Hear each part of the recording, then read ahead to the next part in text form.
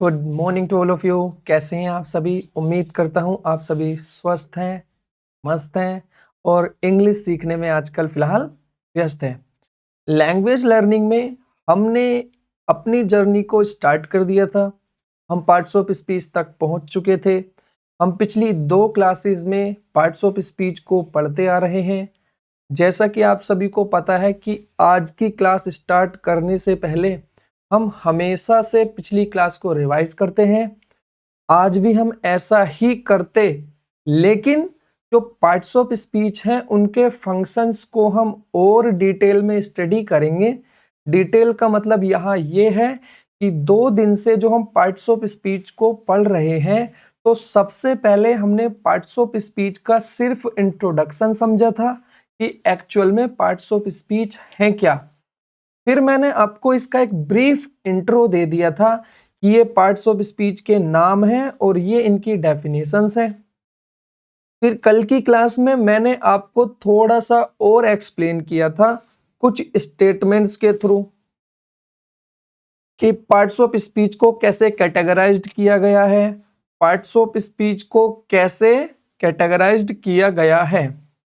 लेकिन अपने exam point of view से, जैसा कि आप सबको पता है कि आप एक लैंग्वेज लर्नर, अब आप बच्चे नहीं हो, अब आप लैंग्वेज लर्निंग को अपने तरीके से, जैसे कि थ्रू आउट द टाइम हम चीज़ों को अपनी तरह से मैनेज कर लेते हैं, ऐसे ही लैंग्वेज को सीखने के लिए मॉडर्न इरा में जो हमें पार्ट्स ऑफ स्पीच सीखनी है वो किस तरह सीखनी है, मैंने कल आपको ये बताया था।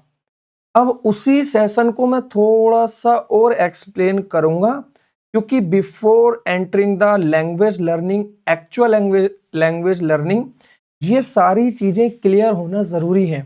अब आप लोगों में से कुछ लोगों का डाउट ये होगा कि सर हमें तो 6-7 दिन हो गए, अभी यही चल रहा है, इतने दिन से पार्ट्स ऑफ स्पीच आपने 2 बार करा दी, 3 बार। तो बेटा, अगर हम इस चीज को देखेंगे, मैंने आपसे पहले बार ही कहा था कि 10 जगह 10 बार पढ़ने से अच्छा होता है एक ही जगह बेहतर तरीके से पढ़ो। और मैं ये पूरी गारंटी के साथ कहता हूं कि पूरे YouTube पे आप किसी से भी इंग्लिश पढ़ लो, इस तरह से अगर आपको कोई इतना कंटेंट आपको इतनी डीपली समझा के पढ़ा सके, तो आप कमेंट में आके बता देना कि किसी टीचर ने ये समझाया है। मैं आपसे ये चीज इसलिए डिस्कस कर रहा हूं कि विदाउट क्लियरिंग दिस कंसेप्ट हम आगे की चीजों को समझने में थोड़ी सी कठिनाई देख सकते हैं। फिर आगे जाके चीजें हमें ना रटनी पड़े, बिना वजह के रूल ना रटने पड़े।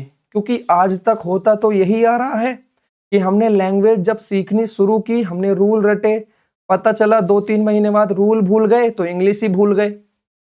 ऐसा थोड़ी ना होता है। आपको हिंदी आप सभी बोलते हो, या आप अपनी लैंग्वेज जो भी आप बोलते हो, क्या आपसे उनके सभी के ग्रामर रूल आते हैं? मैं हिंदी लैंग्वेज बोल रहा हूं अभी फिलहाल, और मुझसे बिल्कुल हिंदी लैंग्वेज के रूल नहीं आते। तो क्या मैं लैंग्वेज नहीं बोल रहा, नहीं सुन रहा, नहीं समझ रहा? तो क्या मैं लैंग्वेज के साथ मेरी अंडरस्टैंडिंग कम है? नहीं। लेकिन आपने रूल से इंग्लिश को बांध दिया है कि रूल आते हैं तो इंग्लिश आती है, रूल्स नहीं आते तो इंग्लिश नहीं आती। तो उन चीजों से बचने के लिए ही जितना ही स्ट्रोंग हमारा ये बेस होगा, जितनी स्ट्रोंग हमारी अंडरस्टैंडिंग होगी, उतना ही अच्छा लैंग्वेज लर्निंग का सफर रहेगा।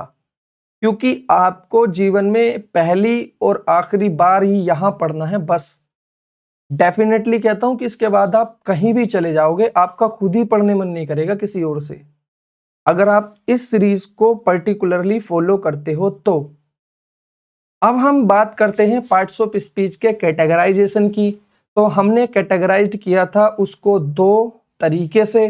पहला प्राइमरी पार्ट्स ऑफ स्पीच, दूसरा सेकेंडरी पार्ट्स ऑफ स्पीच। अब प्राइमरी पार्ट्स ऑफ स्पीच में हमने 4 पार्ट्स ऑफ स्पीच को रखा और सेकेंडरी पार्ट्स ऑफ स्पीच में हमने 4 को रखा। अब मैंने उनके थोड़े थोड़े फंक्शंस, मैंने कल आपको उनकी डेफिनेशंस और उनके नाम मैंने आपको बता दिए थे। अब आपको एक छोटा छोटा रफली आइडिया होगा कि कौन से पार्ट्स ऑफ स्पीच का क्या काम है और क्या नाम है।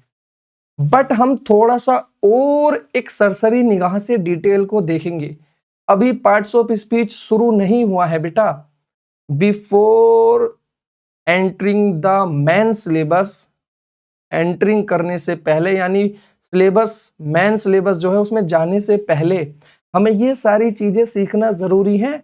और जितनी अंडरस्टैंडिंग हमारी इन कंसेप्ट में क्लियर होगी, आने वाले सफर में ना आप बुलेट ट्रेन की स्पीड से इतनी इतनी स्पीड से इंग्लिश सीखने वाले हो।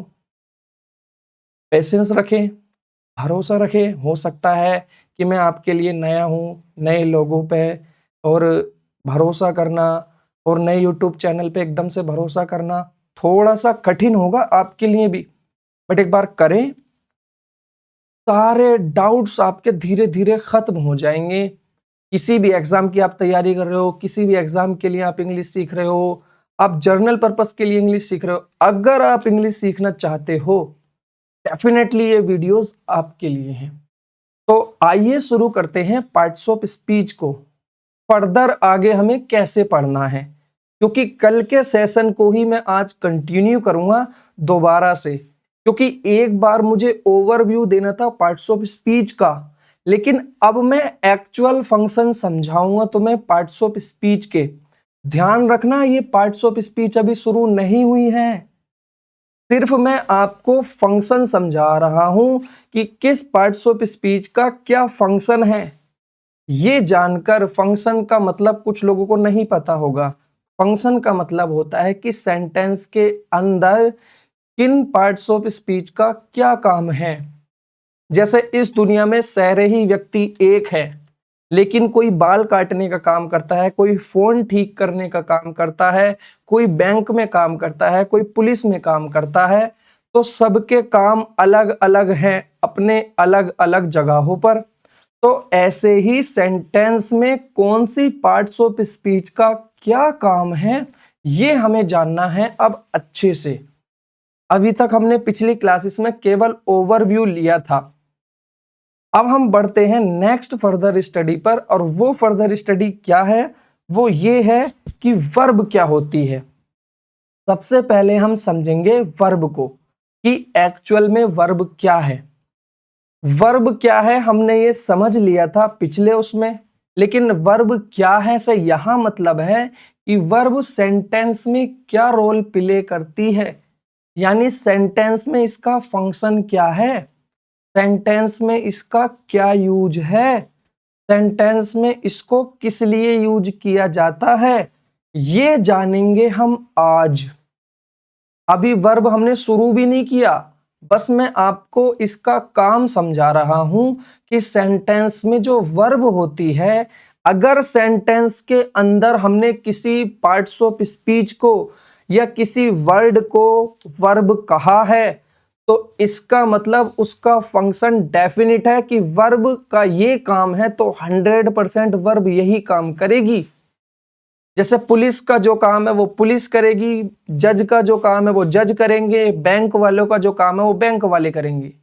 ये एक दूसरे का काम आपस में नहीं कर सकते। क्या जज का काम पुलिस करेगी, या एक क्रिमिनल को अरेस्ट करके लाना जज का काम है, वकील का काम है? नहीं ना, वो तो एक पुलिस का काम है।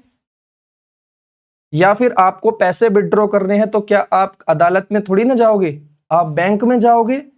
तो ऐसे ही जिस वर्ड की पार्ट्स ऑफ स्पीच वर्ब है, उसका फंक्शन डेफिनिट है। डेफिनिट से यहां मतलब है कि निश्चित है कि अगर ये वर्ब है तो इसका सेंटेंस में सिर्फ और सिर्फ यही काम है, इसके अलावा कुछ नहीं। तो जैसे ही मैं कहूं कि ये सेंटेंस के अंदर वर्ब है, तो आप समझ जाना कि वर्ब का क्या काम होता है, और ये वर्ड वही काम कर रहा है सेंटेंस में। इतना उम्मीद करता हूं कि समझ में आ गया होगा। अब जो वर्ब होती है वो क्या होती है, वो एक्सप्रेस करती है सेंटेंस के अंदर बीइंग, डूइंग और हैपनिंग को। अब ये बीइंग क्या होती है, डूइंग क्या होती है और हैपनिंग क्या होती है, ये आपको समझना है। देखिए, बीइंग का मतलब होता है स्टेट ऑफ समथिंग, यानी किसी की स्टेट को बताना।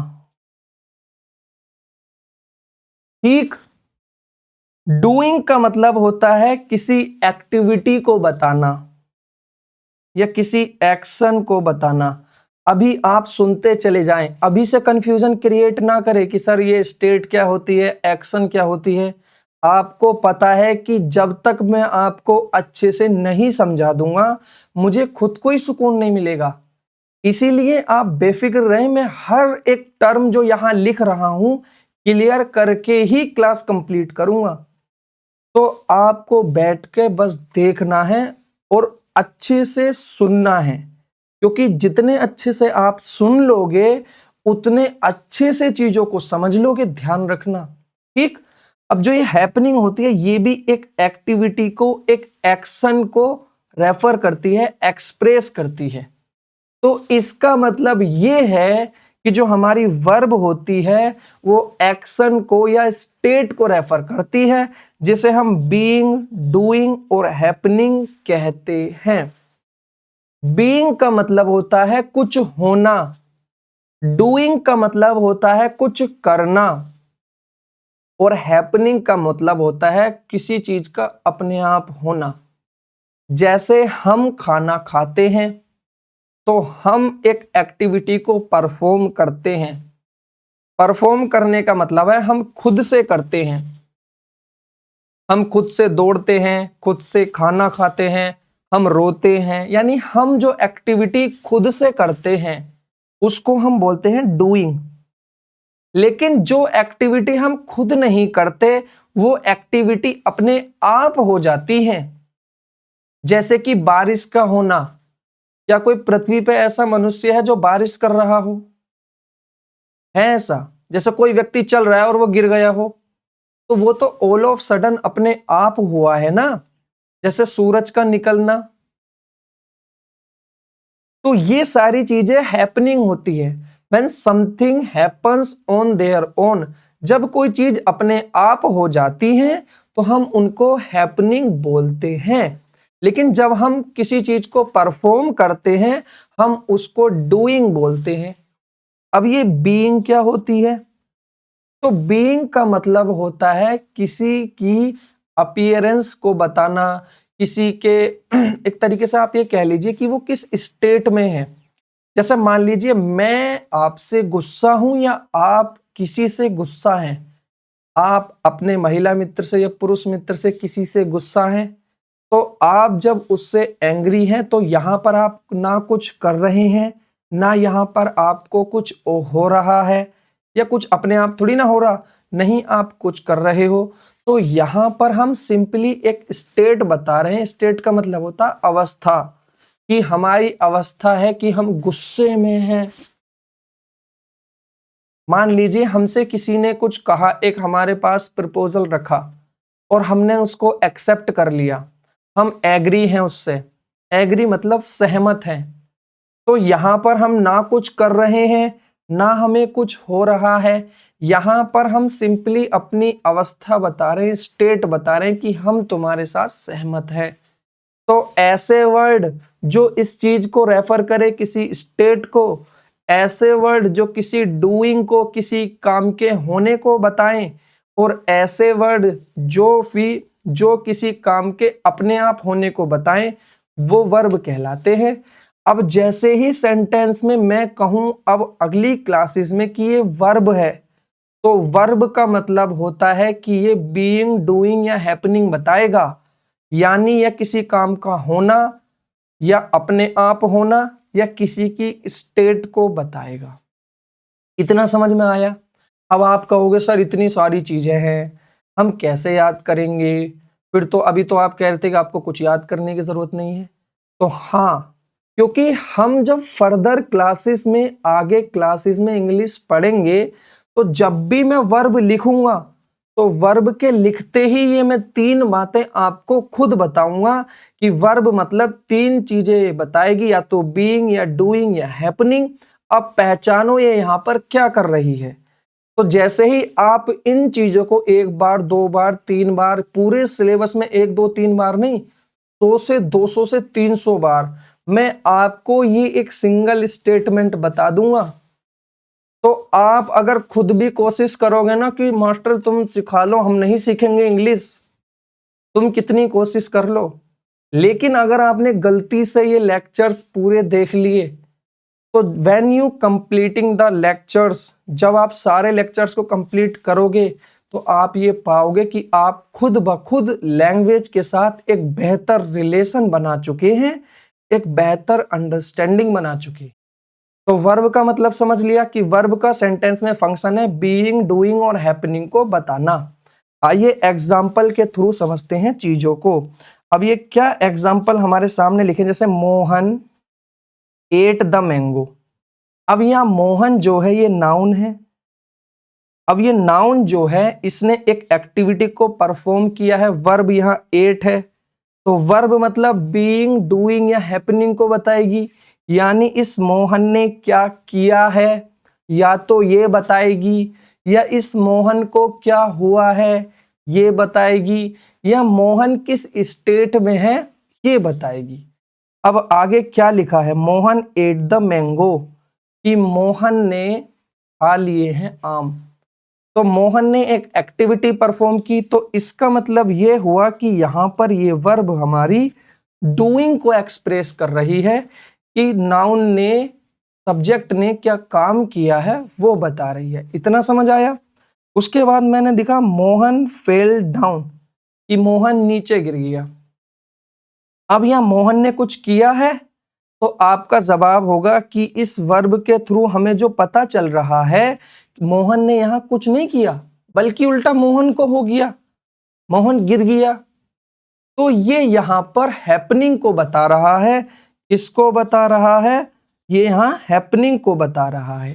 इतना समझ आया। अगर हम नीचे देखें, इट वॉज रेनिंग आउटसाइड, कि बाहर बारिश हो रही है। अब क्या कोई बारिश को कर रहा है, तो जवाब है नहीं। अब हम यहाँ पर हैपनिंग को बता रहे हैं कि कोई चीज अपने आप हो रही है, तो यहाँ पर भी ये हैपनिंग को रेफर कर रही है। अब अगर हम कहें राम इज ए डॉक्टर, अब जैसे ही मैंने कहा कि इज यहाँ पर वर्ब है, तो आपको समझ आना चाहिए कि या तो ये बीइंग को बताएगी यानी स्टेट को बताएगी, या किसी एक्शन को बताएगी। एक्शन से मतलब किसी काम के किए जाने को या होने को, कोई काम हो रहा है या कोई काम किया जा रहा है।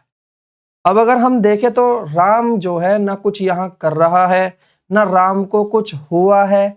हम राम की स्टेट बता रहे हैं, राम की हम बीइंग, की राम ने एक पोजीशन कर रखा है, कि राम एक डॉक्टर है। उम्मीद करता हूं यहां तक की सारी चीजें आपको क्लियर होंगी। तो यहां पर ये एक्सप्रेस कर रही है बीइंग को यानी कि स्टेट को। इतना समझ आया।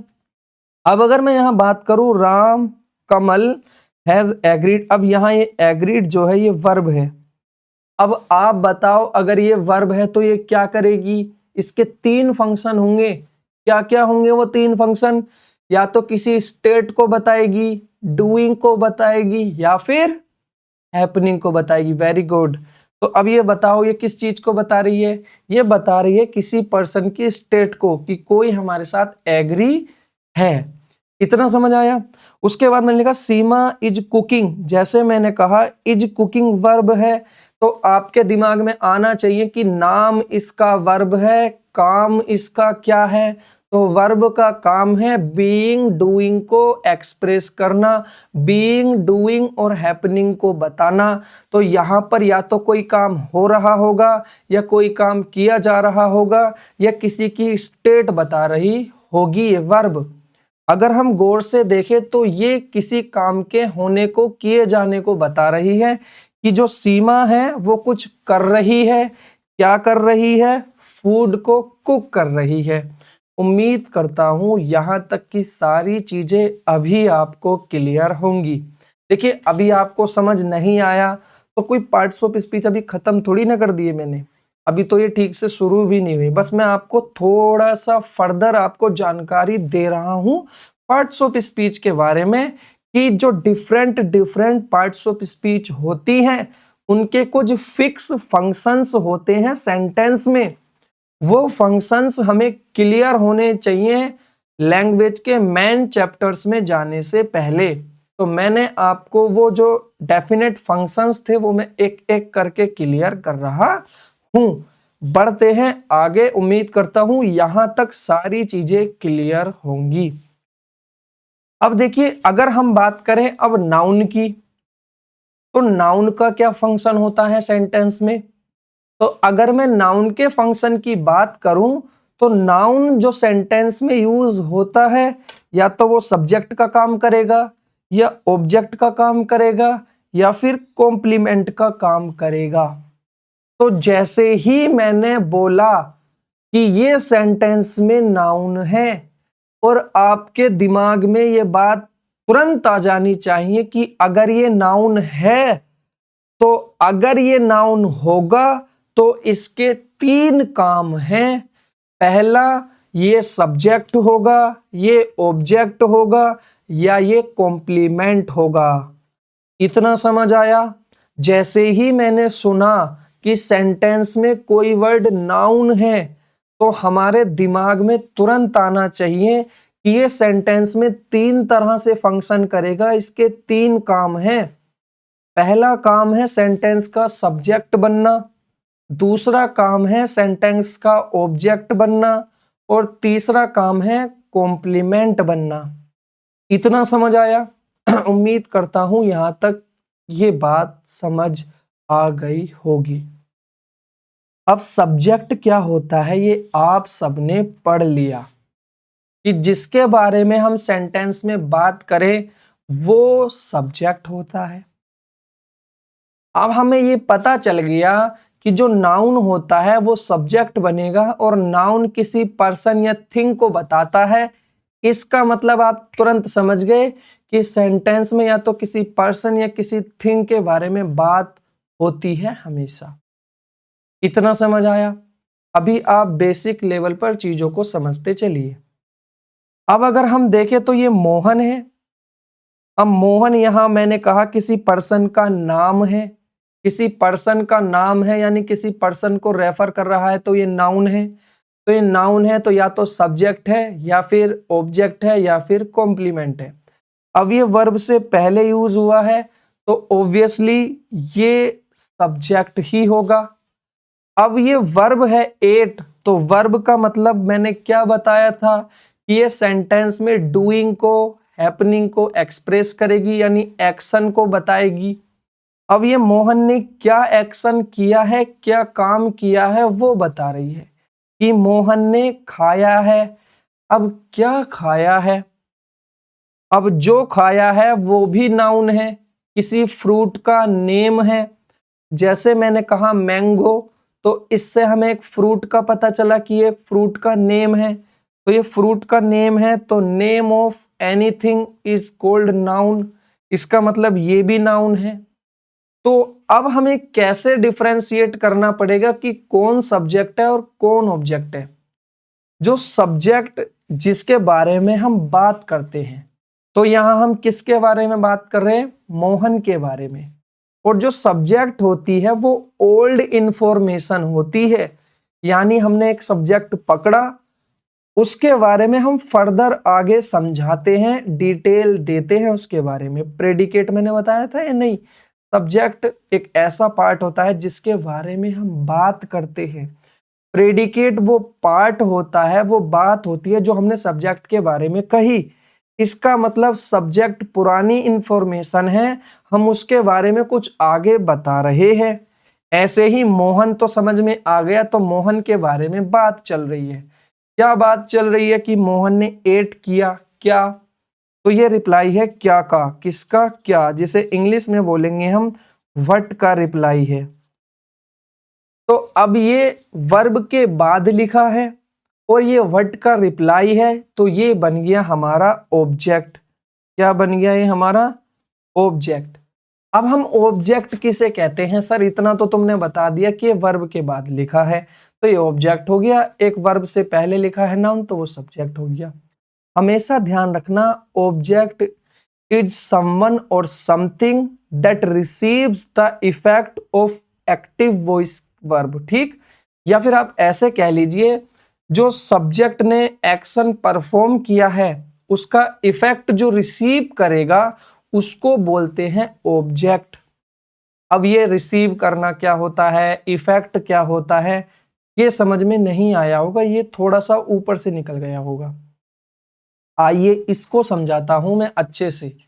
जैसे आप हैं, ठीक, आप और आपका दोस्त है, आप बैडमिंटन खेल रहे हैं मान लीजिए, या आपने देखा होगा कि हम कभी कभी एक दूसरे को कुछ पकड़ाते हैं।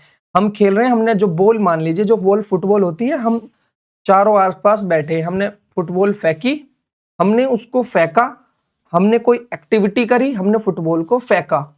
अब सामने वाले ने उस फुटबॉल को पकड़ लिया, ठीक, इतना समझ आया? तो यहां पर एक फेंकने वाला है और एक पकड़ने वाला है, यानी एक जो फेंकेगा, एक जो पकड़ेगा। इतना समझ आया? अब जो यहां फेंकने वाला है, इसको बोलते हैं हम डूअर, यानी काम को करने वाला। और जिसने रिसीव की है, वो फुटबॉल पकड़ी है, उसको बोलते हैं हम रिसीवर, यानी उस काम के इफेक्ट को रिसीव करने वाला। अब भी नहीं समझ में आया होगा? जैसे मान लीजिए हमने बैडमिंटन में, हम अपनी जो हमारे पास स्टिक होती है उससे हम मारते हैं, वो सामने वाले के पास जाती है, फिर वो उसको मारता है, वो हमारे पास आती है। तो एक जगह से दूसरी जगह गया। तो ऐसे ही जब एक्शन सब्जेक्ट ने परफॉर्म किया और उसका इफेक्ट रिसीव किया किसी दूसरे ने, तो इसका मतलब एक सब्जेक्ट है और एक ऑब्जेक्ट है। इसका मतलब दो नाउन होंगे, एक काम को करेगा और दूसरे पे उसका इफेक्ट रिसीव होगा। यानी पहला जो करेगा वो सब्जेक्ट, और जो उसके इफेक्ट को रिसीव करेगा, जिस पर वो काम होगा, वो कहलाएगा मेरा ऑब्जेक्ट। अभी भी अगर चीजें क्लियर नहीं है तो नीचे जो एग्जांपल्स लिखे हैं मैं उनसे आपको क्लियर करता हूं। आगे क्या लिखा है? जैसे ये लिखा, see turn the page of the book. अब सी यहाँ प्रोनाउन है, रिप्लेसमेंट ऑफ नाउन, नाउन की जगह पर यूज हुआ है, तो जो फंक्शन नाउन का है वही इनका है, तो ये सब्जेक्ट बन गया यहाँ पर। अब ये जो टर्न है ये वर्ब है, तो वर्ब है तो किसी एक्टिविटी को बताएगी। अब ये किस एक्टिविटी को बता रही है? जो सी ने करी है। टर्न का मतलब पलटा है, पलटना या बदलना, तो उसने पेज पलट दिया। क्या पलट दिया? पेज। तो इसने जो एक्टिविटी की है पलटने की, उस एक्टिविटी का प्रभाव किस पर पड़ा है? पेज पर। तो यहाँ पेज अलग है और ये सी अलग है। सी ने कुछ किया है, पेज पर किया है, तो जिसने वर्ब के इफेक्ट को रिसीव करा वो यहां बन गया हमारा ऑब्जेक्ट। इतना समझ आया कि नहीं आया? उम्मीद करता हूं इतना समझ आ गया होगा। अब देखिए, जैसे मैंने लिखा मोहन इज ए गैंगस्टर, कि मोहन नाम का एक लड़का है और वो एक गैंगस्टर है। तो अब यहाँ पे जो ये मोहन है ये किसी पर्सन का नाम है, इसका मतलब ये नाउन है। और नाउन है तो या तो सेंटेंस में सब्जेक्ट होगा या ऑब्जेक्ट होगा। हमें पता है जिसके बारे में हम बात करते हैं वो सब्जेक्ट होता है। हम यहाँ इसी के बारे में बात कर रहे हैं तो यहाँ ये ही सब्जेक्ट है, तो ये हमारा यहाँ हो गया सब्जेक्ट। अब देखिए, जैसे मैं आपको चीजें अभी बता रहा हूं ना, कि नाउन किसी का नाम, नाम बनते हैं सब्जेक्ट या फिर ऑब्जेक्ट, तो ऐसे ही जब आप चीजें आगे पढ़ोगे ना, तो आपको एक चीज आपके दिमाग में छपती चली जाएगी, आपको याद होती चली जाएगी, और चीजें आप खुद लिंक करना शुरू कर दोगे। आप हर चीज को भूल जाएं कि आप इस चिंता को तो बिल्कुल ही त्याग दें कि आप इंग्लिश सीख पाओगे या नहीं। अगर आप मेहनत के साथ इस सारे लेक्चर्स को देखते हो तो आप डेफिनेटली सीख जाओगे। अगर आप नहीं देखते हो ध्यान से, या आप कुछ भी थोड़ी सी भी मिस्टेक करते हो या लेक्चर स्किप करते हो, ध्यान रखना लेक्चर का सीक्वेंस बहुत इंपॉर्टेंट है। आपको शुरू से जहां से स्टार्ट करा है वहीं से चलना पड़ेगा। ऐसा नहीं कर सकते आप कि एक लेक्चर छोड़ के दूसरा लो, नहीं। अगर आपसे एक लेक्चर छूटा है तो पहले आप उसको लीजिए, फर्दर आगे पढ़िएगा, क्योंकि मैंने आपसे शुरू में ही कहा था कि चीजें यहाँ लिंक हैं। और लिंक करने का एक फायदा भी होता है कि चीजें लॉन्ग टर्म तक हमें याद रहती हैं। और हम रटने से बस जाते हैं और रटी रटाई चीजें बहुत जल्दी भूल जाते हैं। और लैंग्वेज को अगर भूलोगे तो कैसे काम चलेगा? आप खुद ही सोचो कि लैंग्वेज भी कोई भूलने की चीज है भला?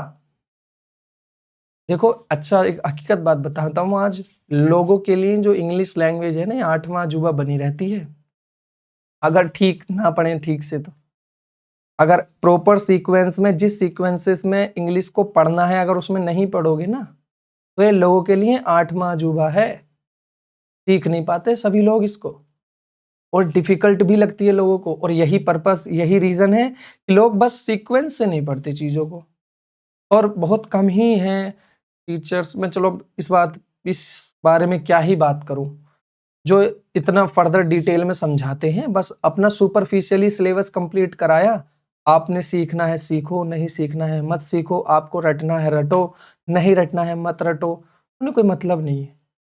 लेकिन यहाँ ऐसा नहीं है, अगर आप आए हो यहाँ सीखने के लिए तो आप बिल्कुल सीख के जाइए। अब देखिए, मैं फर्दर आगे डिस्कस करने से पहले मैं जो चीजें आपसे बता रहा था पहले, उन्हीं को थोड़ा कंटिन्यू करता हूं। अब देखिए क्या है कि मोहन एक गैंगस्टर है, मैंने बता दिया। अब ये इज यहाँ वर्ब है, मैंने इतना बता दिया। अब वर्ब का क्या फंक्शन होता है? बीइंग, डूइंग या हैपनिंग, एक्शन या स्टेट, या तो किसी एक्शन को बताएगी किसी स्टेट को। अब यह मोहन ने कुछ तो किया नहीं है, मोहन उल्टा खुद है। मोहन की स्टेट बता रहे कि मोहन क्या है, पुलिस है, चोर है, डाकू है, लुटेरा है, या फिर टीचर है, या फिर डॉक्टर है, क्या है वो? तो यहाँ जो मोहन है यहाँ गैंगस्टर है। अब जो एक गैंगस्टर है वो एक पर्सन को हमने नाम दिया, जैसे डॉक्टर होते हैं ऐसे गैंगस्टर होते हैं। ऐसे ही जो एक अपना एक group of some people who, मतलब जो एक तरीके से दादागिरी टाइप करते हैं, उनको गैंगस्टर का नाम दिया जाता है। तो ये नाम है, तो ये एक नाउन है। अब जो ये नाउन है, यहां पर ये किसी इफेक्ट को रिसीव ही नहीं कर रहा, तो अब ये यहां पर क्या है? तो जब एक नाउन किसी वर्ब के इफेक्ट को रिसीव ना करे, इफेक्ट को तो रिसीव तभी करेगा जब हमने कुछ किया होगा। मान लीजिए आप हो और मैं हूं, आप और मैं बैडमिंटन खेल रहे हैं, अगर मैं अपनी तरफ से फेंकूंगा आपको चिड़िया, तो तभी तो आपके पास जाएगी, और मैं उसको फेंकू ही ना, तो आप उसको कैसे रिसीव कर लोगे? तो अगर कुछ एक्टिविटी होगी, ऑब्जेक्ट तभी तो उसका इफेक्ट रिसीव करेगा, ऑब्जेक्ट पे तभी तो उसका प्रभाव पड़ेगा। जब एक्टिविटी ही नहीं है, प्रभाव भी नहीं है। अब यहां पर एक्टिविटी ही नहीं है, यहां पर तो एक्टिविटी नहीं है, तो यहां पर ऑब्जेक्ट का तो कोई मतलब ही नहीं। इसका मतलब अब ये क्या है? तो अब ये नाउन यहां पर एज अ कॉम्प्लीमेंट काम कर रहा है, और कॉम्प्लीमेंट का मतलब होता है पूरक। अब हमने कहा मोहन इज, कि मोहन है। अब हमें इसको पूरा करना है कि मोहन क्या है। मोहन डॉक्टर है, मोहन एक टीचर है, मोहन एक बैंक में काम करने वाला है, नाई है, चोर है, डाकू है, क्या है मोहन? अब हमें मोहन की स्टेट को बताना है, तो हमें ऐसा नाउन चाहिए जो उसकी क्वालिटी को डिस्क्राइब कर दे। तो हमने बता दिया कि मोहन एक गैंगस्टर है। अब इस गैंगस्टर को, इस मोहन को लिंक करने का काम किया है इस वर्ब ने। तो जो स्टेटिव वर्ब्स होती हैं उनमें से कुछ वर्ब लिंकिंग वर्ब होती हैं, ये हम पढ़ेंगे थोड़ा सा आगे। ठीक, तो अब हमें इतना ध्यान रखना है कि लिंकिंग वर्ब के बाद लिखे गए नाउन हमारे कॉम्प्लीमेंट कहलाते हैं। हमेशा ध्यान रखना लिंकिंग वर्ब के बाद। अब लिंकिंग वर्ब क्या होती है? तो जो लिंकिंग वर्ब होती है, मैं आपको थोड़ी सी लिंकिंग वर्ब बता देता हूं। तो जो लिंकिंग वर्ब होती है, बी की सारी फॉर्म, बी मतलब इज, एम, आर, वॉज या वाज, जो भी आप कहते हो, वर, या फिर आप ऐसे समझ लीजिए बिकम, गेट, ग्रो, फील के बाद स्मेल के बाद टेस्ट के बाद लुक, उसके बाद सिम के बाद अपीयर, उसके बाद है हमारा अपीयर, अपीयर के बाद क्या है? Prove etcetera. तो these are the linking verbs. Linking का यहां मतलब होता है कि सब्जेक्ट को उसके कॉम्प्लीमेंट से लिंक करना। तो जब भी हम लिंकिंग वर्ब का यूज करते हैं, देखिए हमारी इंग्लिश में there are limited linking verbs. जो मेजरली यूज होती हैं वो आपको यही होती हुई मिलेंगी जो यहां मैंने लिखी है, तो आप इन्हें थोड़ा सा ध्यान में रखना। अब जब भी इनके बाद कोई नाउन लिखा होगा तो लिंकिंग वर्ब का काम होता है लिंक करना उनके बाद लिखे गए नाउन को सब्जेक्ट से। तो जो सब्जेक्ट से उसके बाद लिखे गए नाउन को, यानी जो वर्ब अपने बाद लिखे गए नाउन को अपने सब्जेक्ट से लिंक करेगी, वो लिंकिंग वर्ब कहलाएगी। और लिंकिंग वर्ब का काम होता है नाउन को कंप्लीट करना। अब अगर हम गौर से देखें तो मोहन और गैंगस्टर अलग हैं। जैसे मैंने कहा मोहन इज अ पुलिसमैन, कि मोहन पुलिस वाला है, तो जो मोहन है और पुलिस वाला है ये दोनों अलग अलग थोड़ी ना है, ये दोनों तो एक ही हैं। तो इन दोनों को लिंक करने के लिए एक वर्ब चाहिए और वो वर्ब हमारी थी लिंकिंग वर्ब। लेकिन मैंने कहा Mohan beat the policeman, beat का मतलब मारना, तो मोहन ने एक एक्टिविटी करी है, मारा है। किसको मारा है? पुलिस वाले को मारा है। तो यहाँ मोहन और पुलिस दोनों अलग अलग हैं। तो अब हमें एक ने जो एक्शन परफॉर्म किया है उसके लिए वर्ब चाहिए और एक जो एक्शन का इफेक्ट रिसीव कर रहा है वो ऑब्जेक्ट है। इतना समझ आ गया होगा। उम्मीद करता हूं यहां तक सारी चीजें आपको क्लियर होंगी। उसके बाद मैंने लिखा सीमा इज कुकिंग द फूड।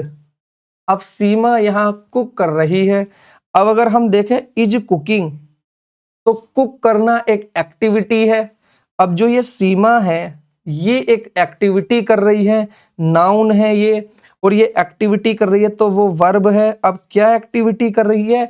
कि वो फूड को बना रही है। अब फूड अलग है और सीमा अलग है। क्या ये दोनों, क्या फूड यहाँ कॉम्प्लीमेंट हो सकता है? आपका ये कंफ्यूजन होगा कि सर हम कैसे पहचाने कि कौन सा नाउन कॉम्प्लीमेंट होगा और कौन सा नाउन ऑब्जेक्ट होगा।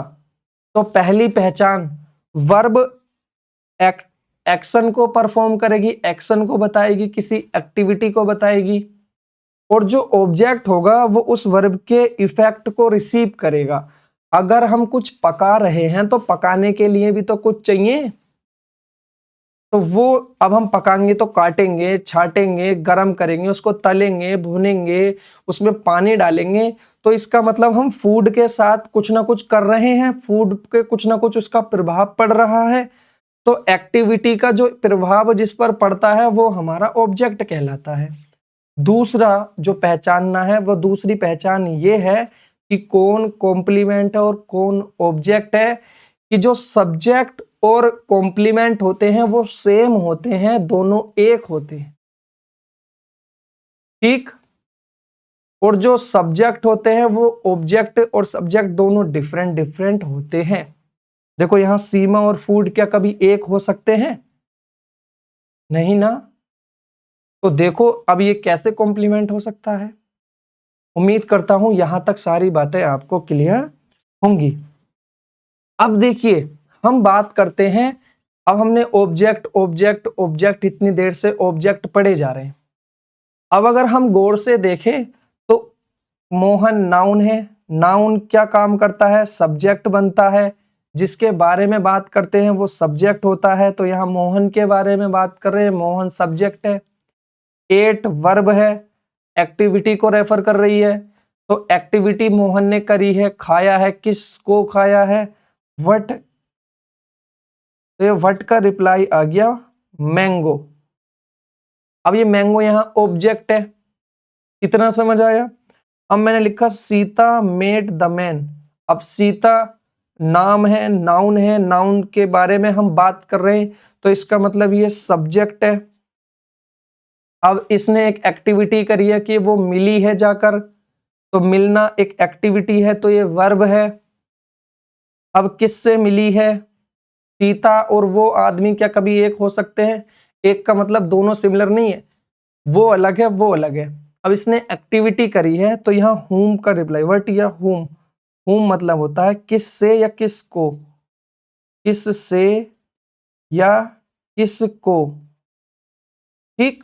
तो अब सीता मिली है, किससे मिली है, तो हमने कहा द मैन, कोई एक आदमी है उससे, ठीक। अब अगर हम देखें तो यहां जो इफेक्ट रिसीव किया है वो मैंगो ने किया है, और यहां जो इफेक्ट रिसीव किया है वो द मैन ने किया है। तो यहां पर द मैंगो यहां ऑब्जेक्ट हो गया, और जो द मैन है वो यहां पर ऑब्जेक्ट हो गया। उम्मीद करता हूं इतनी चीजें आपको समझ आ गई होंगी। अब फर्दर हम आगे बढ़ते हैं। मैंने कहा Suraj gave the man the mango, कि जो सूरज है, हम सूरज के बारे में बात कर रहे हैं कि एक व्यक्ति है सूरज, उसके बारे में हम बात कर रहे हैं, और सेंटेंस में जिसके बारे में हम बात करते हैं वो हमारा सब्जेक्ट होता है। तो क्या सूरज यहाँ सब्जेक्ट हुआ? पक्की बात है। उसके बाद हमने गिव यानी कि दिया, देना मतलब एक्टिविटी, और किसी एक्टिविटी को बताना मतलब कौन सा वर्ड है वो कहलाता है वर्ब। तो क्या मैं इसको वर्ब लिख दूं?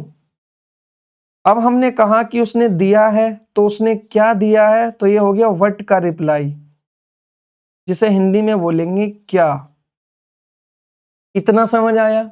नीचे मैंने लिखा whom, सॉरी ये जो लिखा है साइड में ये है whom का रिप्लाई, किसको दिया है, तो मैंने लिखा किसको। तो मैंने कहा दामैन, कि सूरज ने दिया है आदमी को, एक कोई आदमी होगा मैंगो, जैसे मान लीजिए सूरज एक व्यक्ति है, उसने किसी आदमी को मैंगो दे दिया, तो Suraj gave the man a mango. इतना समझ आया? अब अगर हम गौर से देखें तो यहां पर दो दो ऑब्जेक्ट है। एक ऑब्जेक्ट है कि हमने क्या दिया है, और दूसरा ऑब्जेक्ट है किसको दिया है। तो इसका मतलब एक सेंटेंस में दो दो ऑब्जेक्ट भी हो सकते हैं। अब दो ऑब्जेक्ट मतलब दो नाउन। अगर हम गौर से देखें तो एक थिंग है, एक वस्तु है, एक चीज है, और दूसरा किसी पर्सन का नाम है, दूसरा किसी पर्सन को रेफर कर रहा है। तो यहां पर एक व्यक्ति पर्सन का रेफरेंस है, और एक यहां पर एक वस्तु एक थिंग का रेफरेंस है। तो जो हमारा वस्तु का रेफरेंस होता है, किसी थिंग का रेफरेंस होता है, उसको हम बोलते हैं डायरेक्ट ऑब्जेक्ट। क्या बोलते हैं उसको? Direct object. इतना समझ आया? और जो पर्सन होता है उसको बोलते हैं इनडायरेक्ट ऑब्जेक्ट। अब ये सर इनडायरेक्ट क्या बला है और डायरेक्ट क्या बला। अब अगर हम देखें तो यहां पर सूरज ने कुछ किया है, दिया है। क्या दिया है? तो जो क्या का रिप्लाई आता है, व्हाट का रिप्लाई आता है, उसको हम बोलते हैं डायरेक्ट ऑब्जेक्ट। और किसको दिया है? whom, किसको दिया है, तो जो किसको दिया है उसका बेनिफिशियरी कौन है। यानी कि मान लीजिए सरकार हमें वजीफा या स्कॉलरशिप देती है, तो सरकार ने क्या दी है? स्कॉलरशिप दी है। तो स्कॉलरशिप हो गई डायरेक्ट ऑब्जेक्ट। किसको दी है? हमको दी है। हमें वो मिली है, हम उसके बेनिफिशियरी हैं। बेनिफिशियरी का मतलब हमें वो लाभ मिला है, तो हम हो गए इनडायरेक्ट ऑब्जेक्ट। इतना समझ आया? देखिए अभी हम फर्दर आगे पढ़ेंगे, बट अभी चीजों को आप याद रखना कि ऑब्जेक्ट दो प्रकार के होते हैं, डायरेक्ट ऑब्जेक्ट, इनडायरेक्ट ऑब्जेक्ट। किसी वस्तु या थिंग को हम डायरेक्ट ऑब्जेक्ट कहते हैं, और पर्सन को, व्यक्ति को हम इनडायरेक्ट ऑब्जेक्ट कहते हैं। और जो वस्तु होती है वो डायरेक्ट ऑब्जेक्ट होती है, और जो व्यक्ति होता है वो इनडायरेक्ट ऑब्जेक्ट होता है।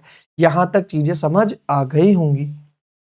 जैसे मैंने लिखा दे फाउंड द बुक, और मैंने लिखा they found them the book. ठीक।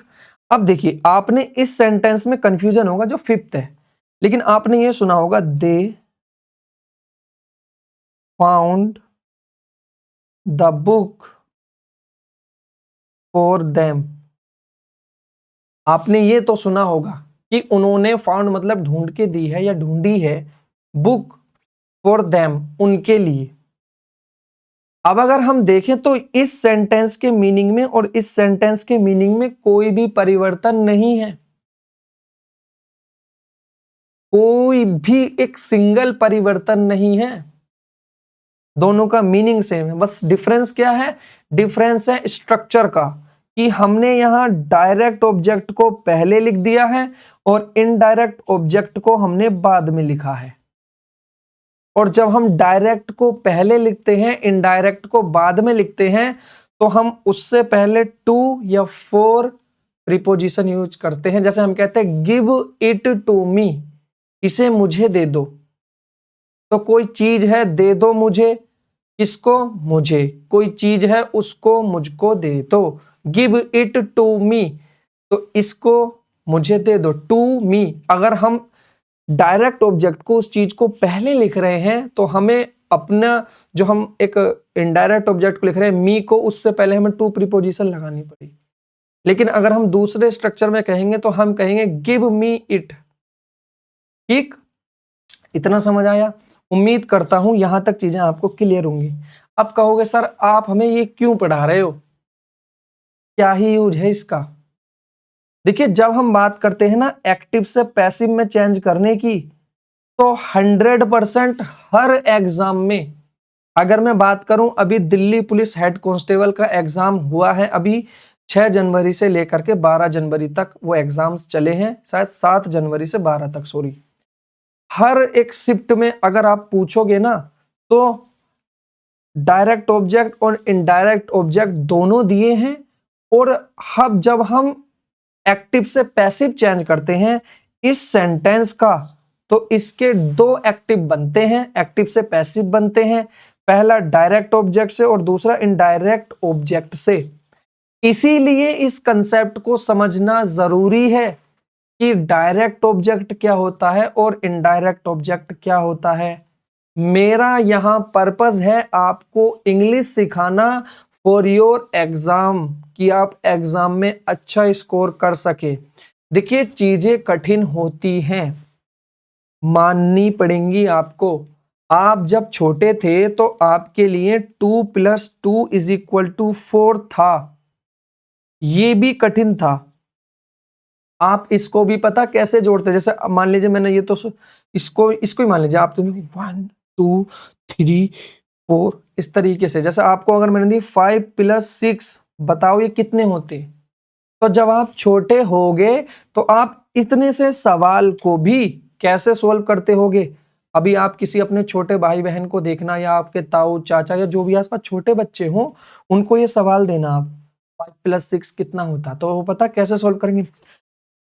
उंगलियों पर सोल्व करेंगे, 1 2 3 4 5, फिर इसको 6 को 1 2 3 4 5 6, फिर सारे को पढ़ेंगे 1 2 3 4 5 6 7 8 9, फिर भूलेंगे वो, फिर ऐसा इतना समय लग जाता।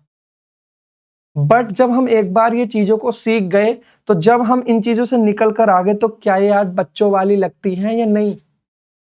तो बेटा, जिस समय हम जो चीजें सीखते हैं वो उसी समय कठिन लगती हैं बस। और अगर हम एक बार उनको सीख जाएं, काम खत्म, फिर वो कभी कठिन ही नहीं होती बेटा। तो ये चीजें आपको शुरू में कठिन लगेंगी, स्वाभाविक है, लेकिन बाद में ये 2 + 2 का खेल हो जाएगा आपके लिए।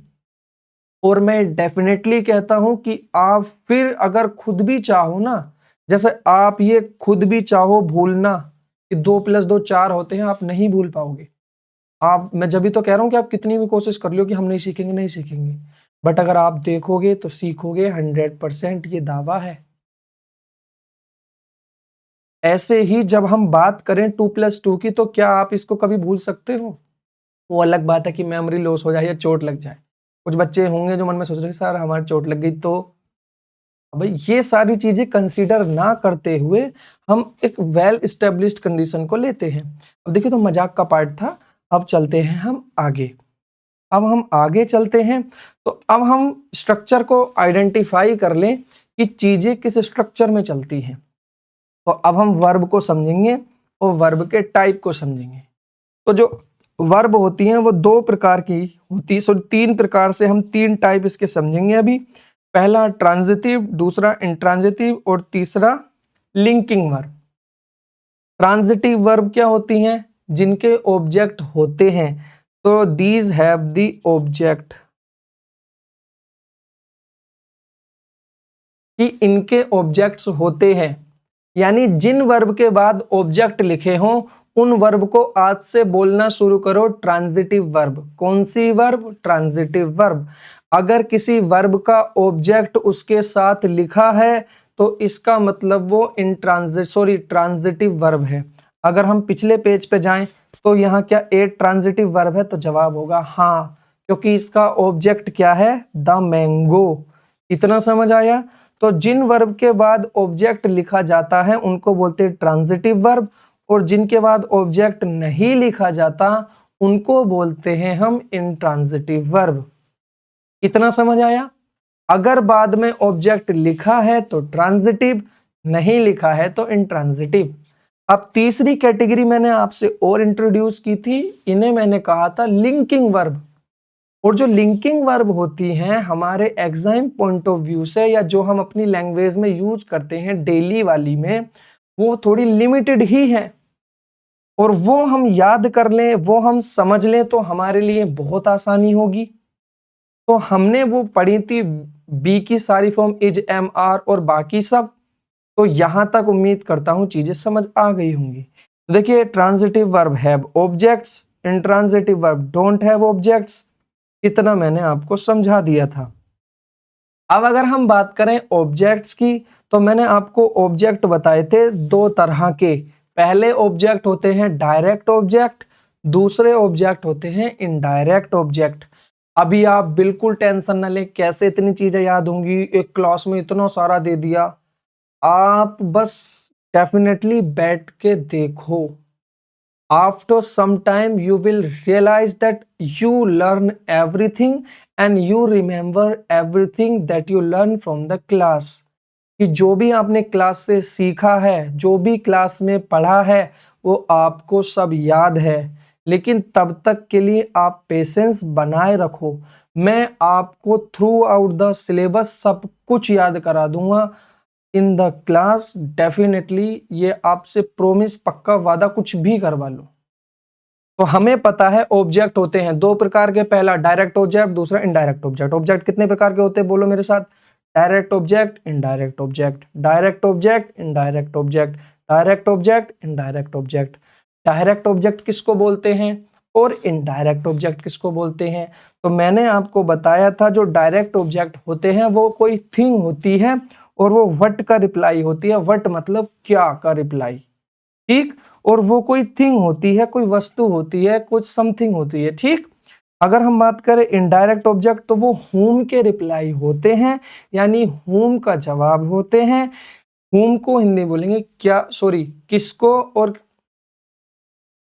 किसको का रिप्लाई होते हैं, ठीक है। किसका रिप्लाई होते हैं? किसको का। हुम मतलब किसको। इतना समझ आया? उसके बाद मैंने आपसे बताया था कि जो हुम होता है, जो किसको का रिप्लाई होता है, वो एक पर्सन होता है, और उस पर्सन को हम रेसिपिएंट या फिर बेनिफिशियरी भी बोलते हैं। यानी कि उसको हम रेसिपिएंट या बेनिफिशियरी भी बोलते हैं। ये आपको याद रखना है, ये आपको समझ, ये काम आएगा आपको एक्टिव से पैसिव बनाते हुए। इतना यहाँ तक आपको समझ आ गया होगा। उम्मीद करता हूँ यहाँ तक सारी चीजें क्लियर हैं। अब बढ़ते हैं आगे।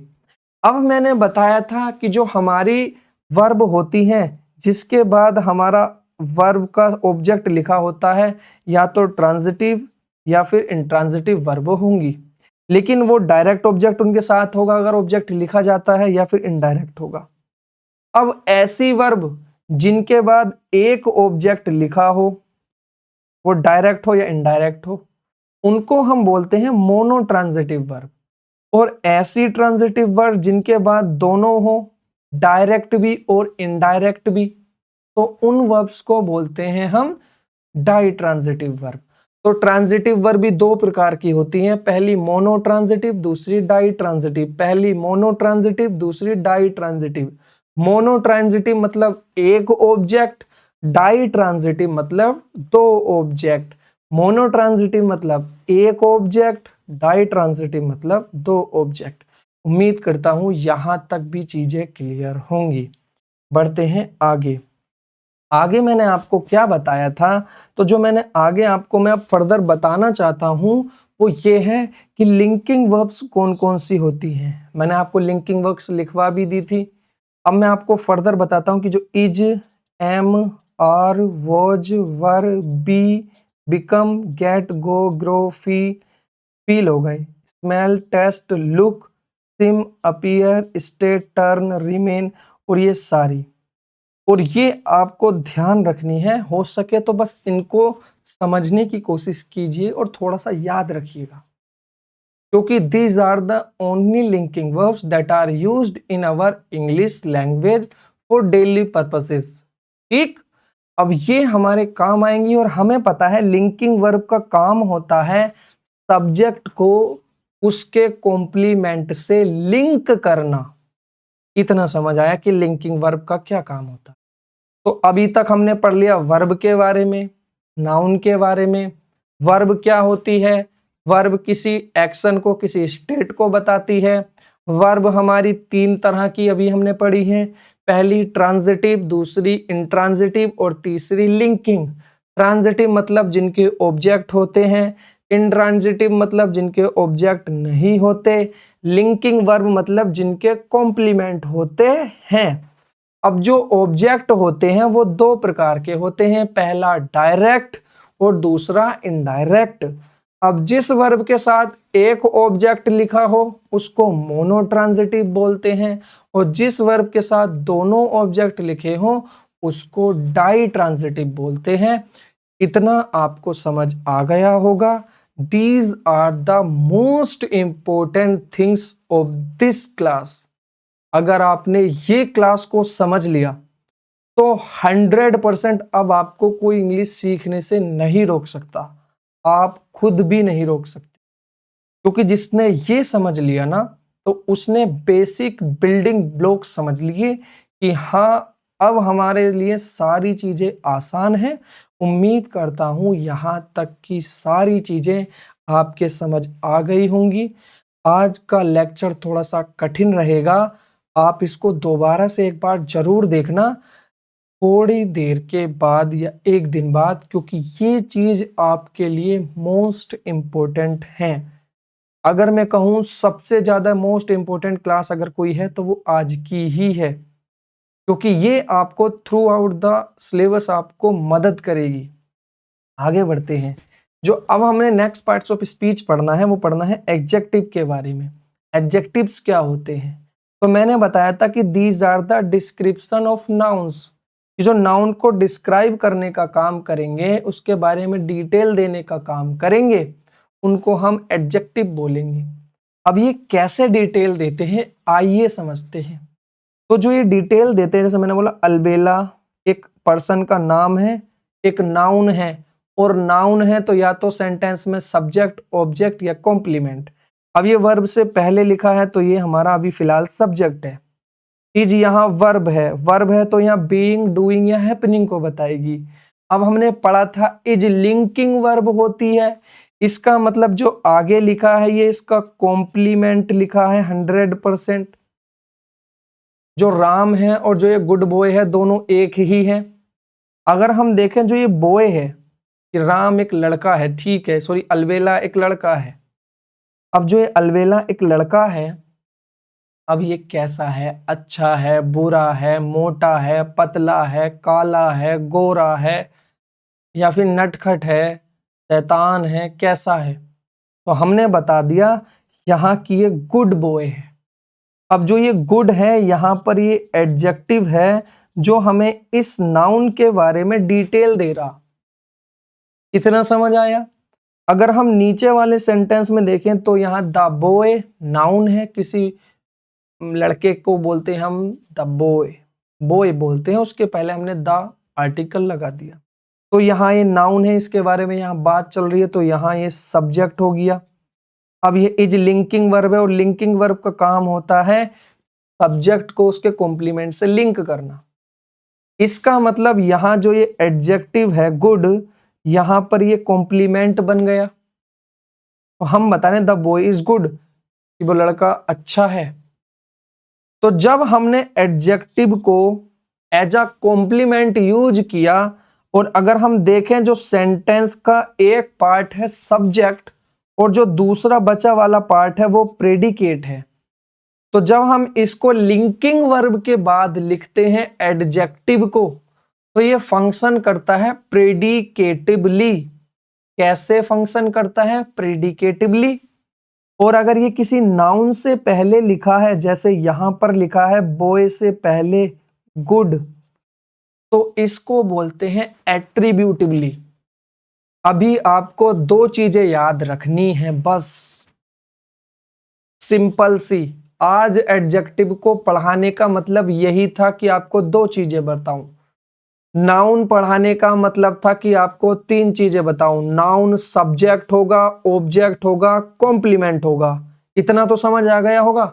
बाकी आपके कुछ याद रहा हो या ना रहा हो, इतना तो पक्का याद रहेगा, नाउन या तो सब्जेक्ट होगा या ऑब्जेक्ट होगा या कॉम्प्लीमेंट होगा। इतनी तो उम्मीद कर ही सकता हूं आपसे। वर्ब का पता चल गया, या तो किसी एक्शन को बताएगी या किसी स्टेट को बताएगी। अगर वर्ब है तो या तो एक्टिविटी है या स्टेट है। वर्ब मतलब एक्टिविटी, स्टेट, एक्टिविटी, स्टेट। ये पांच बातें आप समझ गए होंगे।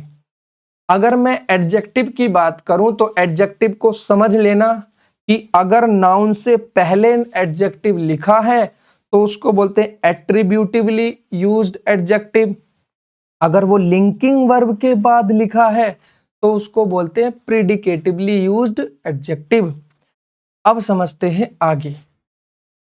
तो हम एडजेक्टिव को दो तरह से यूज करते हैं। आज की क्लास में एडजेक्टिव को दोबारा पढ़ाने का मतलब ये था कि आप ये समझ पाओ कि एडजेक्टिव दो तरह से यूज होता है, या तो किसी नाउन से पहले उसके बारे में डिटेल देने के लिए, या फिर लिंकिंग वर्ब के बाद में एज अ कॉम्प्लीमेंट नाउन को डिस्क्राइब करने के लिए। या तो नाउन से पहले या लिंकिंग वर्ब के बाद, या नाउन से पहले लिंकिंग वर्ब के बाद। अगर कोई सेंटेंस में एडजेक्टिव है, इसका मतलब या तो नाउन से पहले है या लिंकिंग वर्ब के बाद है। इतना समझ आया? जब वो नाउन से पहले हुआ है तो उसको बोलते हैं एट्रीब्यूटिवली यूज हुआ है, और अगर उसके लिंकिंग वर्ब के बाद है लिखा है तो वो प्रेडिकेटिवली यूज हुआ है। तो इस आज की क्लास में एडजेक्टिव से रिलेटेड दो बातें याद रखनी है। या तो नाउन के साथ नाउन से पहले यूज होगा, या फिर लिंकिंग वर्ब के बाद यूज होगा एडजेक्टिव। इतना समझ आया? जब नाउन के साथ नाउन से पहले उसको बोलेंगे एट्रीब्यूटिवली यूज हुआ है, और जो हमारा प्रेडिकेट में वर्ब के बाद लिंकिंग वर्ब के बाद लिखा उसको बोलेंगे प्रेडिकेटिवली। तो हमने उनके बारे में पढ़ा सब्जेक्ट, ऑब्जेक्ट, कॉम्प्लीमेंट। वर्ब के बारे में पढ़ा एक्शन और स्टेट। एडजेक्टिव के बारे में पढ़ा नाउन के साथ या लिंकिंग वर्ब के बाद, जैसे जिंदगी के साथ भी, जिंदगी के बाद भी।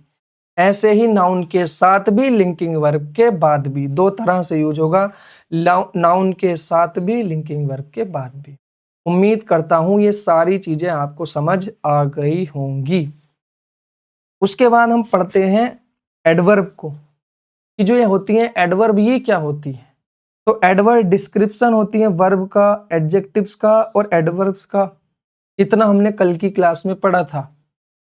आज हम जो फर्दर मैं आपको सिखाने आया हूं एडवर्ब के बारे में, वो सिर्फ इतना है कि एडवर्ब जो है वो सेंटेंस में क्या फंक्शन करती है, अब वो समझना है। ठीक, एक्चुअल में उनके क्या फंक्शन है। तो मैंने कहा ही गोट एंग्री, वेरी एंग्री। अब एंग्री होना, ये हमने गोट एक वर्ब लिखी है। अब देखिए अगर हम उसमें देखें लिंकिंग वर्ब में, अभी हम मैंने आपको बताया था कि जो लिंकिंग वर्ब है, देखिए लिंकिंग वर्ब में अब देखिए गोट लिखा है या नहीं, गेट, इसकी सेकंड फॉर्म होती है गोट। अब लिंकिंग वर्ब लिखी है तो इसका मतलब क्या है, ये लिंकिंग वर्ब है, और लिंकिंग वर्ब के बाद उसका कॉम्प्लीमेंट एडवर्ब लिख दिया हमने, सॉरी एडजेक्टिव लिख दिया। अब जो ये एडजेक्टिव है उसके बारे में हमें डिस्क्राइब करना है कि कितना एंग्री है, तो हमने कहा वेरी एंग्री, तो यहां पर इसने एडजेक्टिव को डिस्क्राइब कर दिया और ये कहलाएगा एडवर्ब।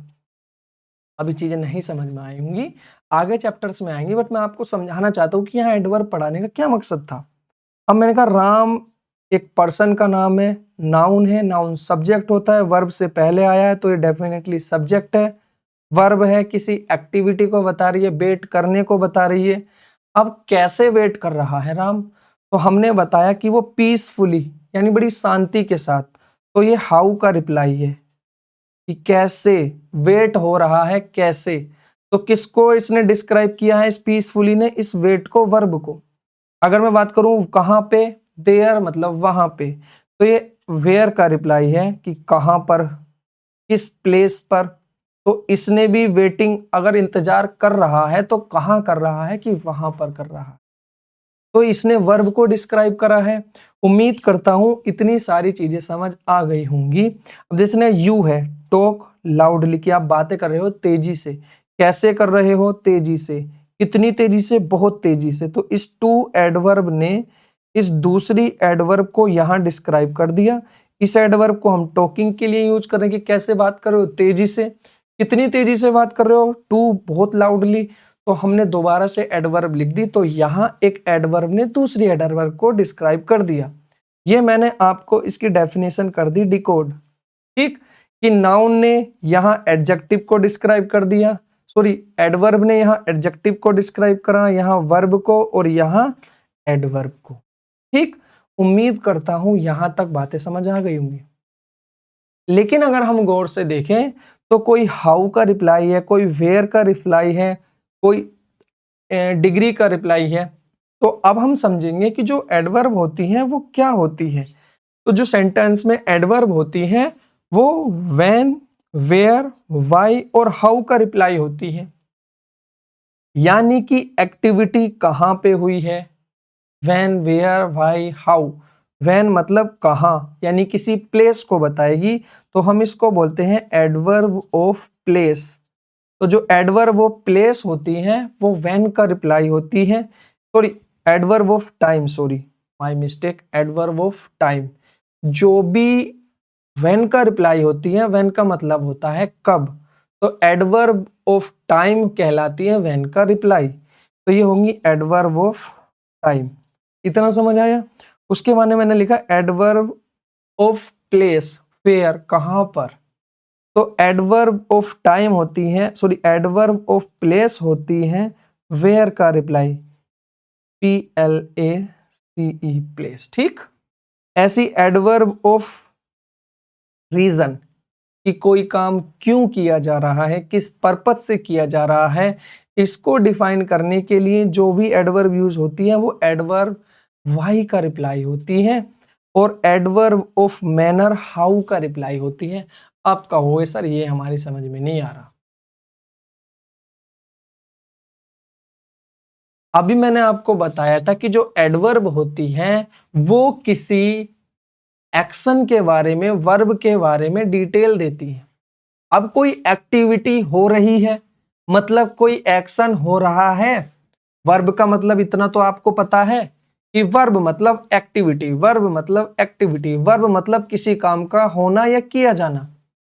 अब वो काम कैसे हो रहा है, क्यों हो रहा है, कहां पर हो रहा है, कब हो रहा है, इन सब को भी डिस्क्राइब करने के लिए ही तो यूज किया जाएगा।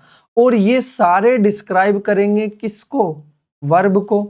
तो इसका मतलब adverb of time, adverb of place, adverb of manner, adverb of purpose, ये सारे डिस्क्राइब करते हैं वर्ब को। इतना समझ आया कि कोई एक एक्टिविटी क्यों हो रही है। तो अब इसका मतलब ये है कि जो भी एडवर्ब होंगी वो हमें ये बताएंगे कि एक्शन क्यों हो रहा है, किस टाइम हो रहा है, क्या पर्पज है उसके होने का, और किस तरीके से हो रहा है। तो वर्ब के मैनर को, वर्ब के प्लेस को, वर्ब के टाइम को, एक्टिविटी का टाइम क्या है। जैसे मैंने लिखा यस्टरडे, तो यस्टरडे जो होता है ये आपका एडवर्ब ऑफ टाइम है जो बता रहा है कल के बारे में, ठीक है। जैसे मैंने कहा फ्रीक्वेंटली, तो ये एडवर्ब ऑफ मैनर है कि कोई एक्शन किस तरह से परफॉर्म हो रहा है। जैसे मैंने कहा डेली, मैं आप डेली नहाते हो, तो यहाँ जो प्रतिदिन है डेली है क्या बता रहा है कि जो एक्शन है कब कब हो रहा है, टाइम बता रहा है। या फिर मैनर बता रहा है कि कैसे हो रहा है, रुक रुक के हो रहा है या डेली हो रहा है। तो हमें एक्शन के बारे में डिटेल देनी है, तो कब हो रहा है, कहाँ पे हो रहा है, किस लिए हो रहा है, ये सब भी बताना पड़ेगा। तो सेंटेंस में कब, क्या, किसको, इन सब के रिप्लाई जो होंगे, जो कब का, कहाँ का, कैसे का और किस तरह के रिप्लाई होते हैं, इनका जवाब होते हैं, वो सारे वर्ड एडवर्ब कहलाते हैं।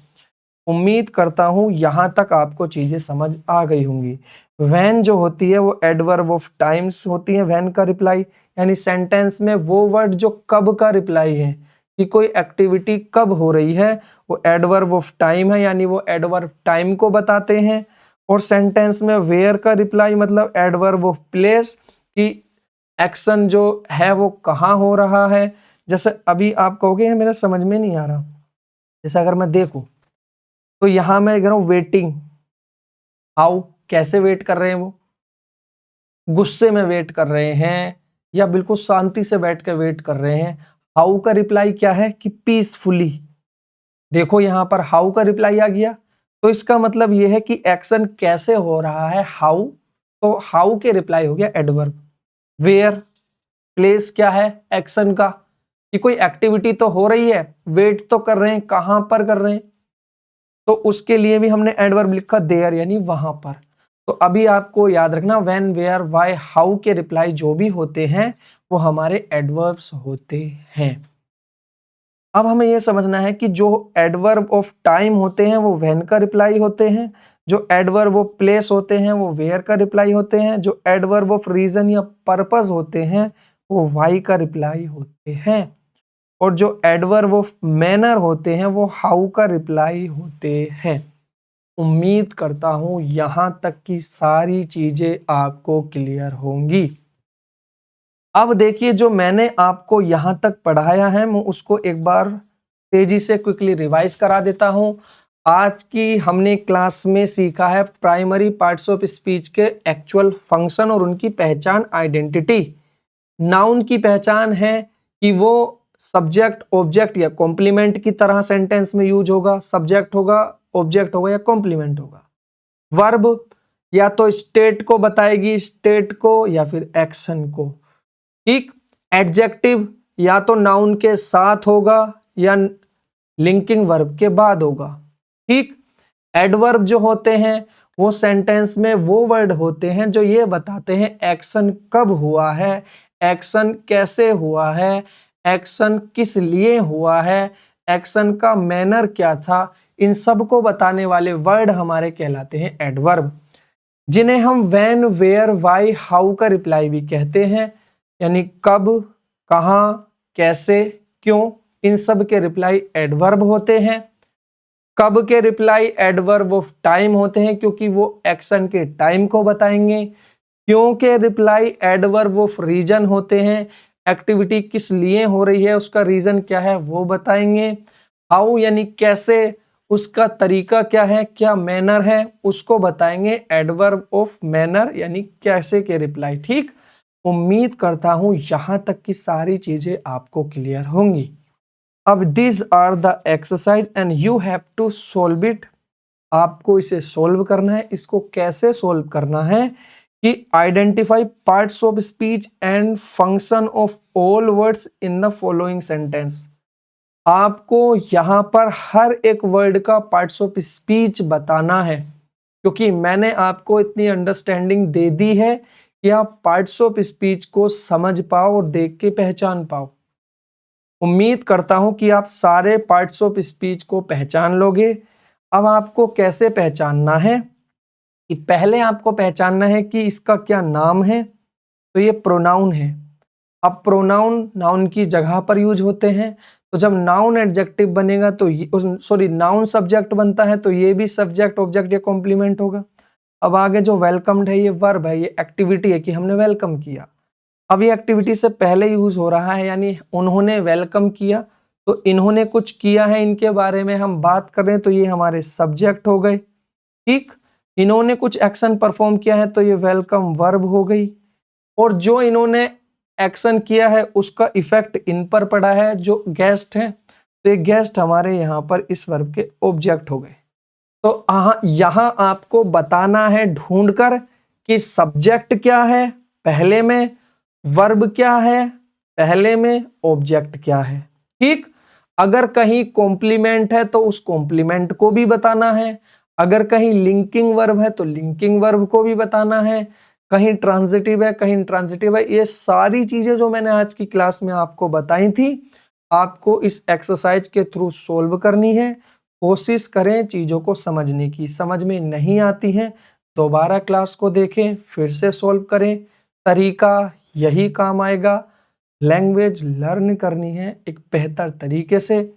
आज के लिए इतना रखते हैं, उम्मीद करता हूं यहाँ तक की सारी बातें क्लियर होंगी, बाकी बातें कल।